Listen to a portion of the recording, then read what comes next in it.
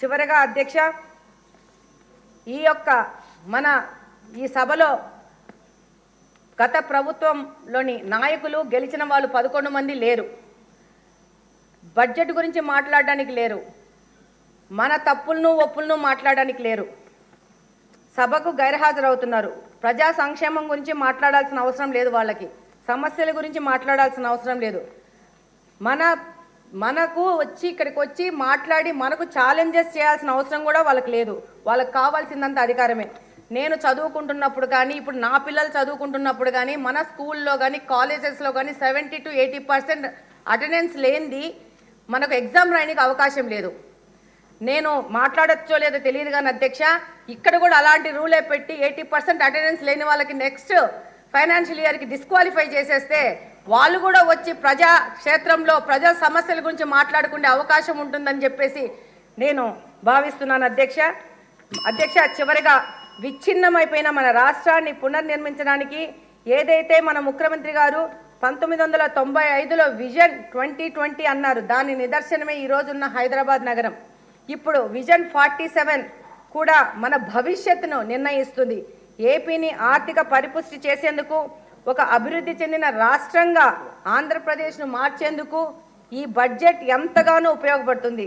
దీనికి తుది మెరుగులు దిద్దిన ఫైనాన్స్ మినిస్టర్ పయ్యావుల కేశవ్ గారికి, ఆలోచన చేసిన ముఖ్యమంత్రి గారికి, డిప్యూటీ సీఎం పవన్ కళ్యాణ్ గారికి, అలాగే నారా లోకేష్ గారికి మీ ద్వారా ధన్యవాదాలు తెలియజేసుకుంటున్నాను.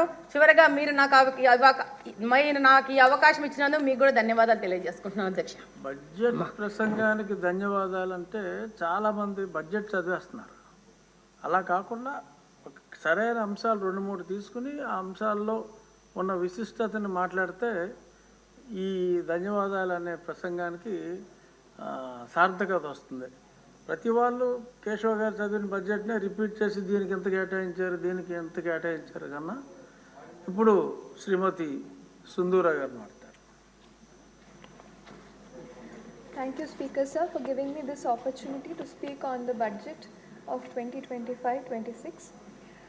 Today, Andhra Pradesh stands at a defining moment in its journey where visionary leadership and transformative reforms as well as transparent governance are laying a foundation for a golden future of Andhra Pradesh.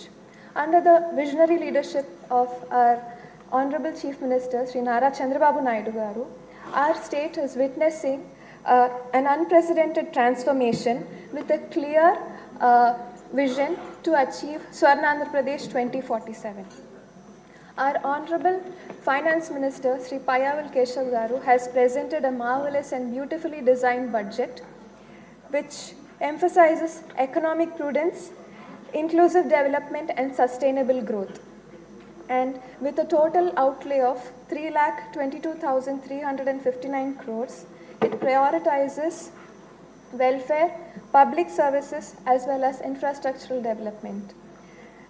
Earmarking 2,51,162 crore for revenue expenditure and 40,635 crores for capital investment.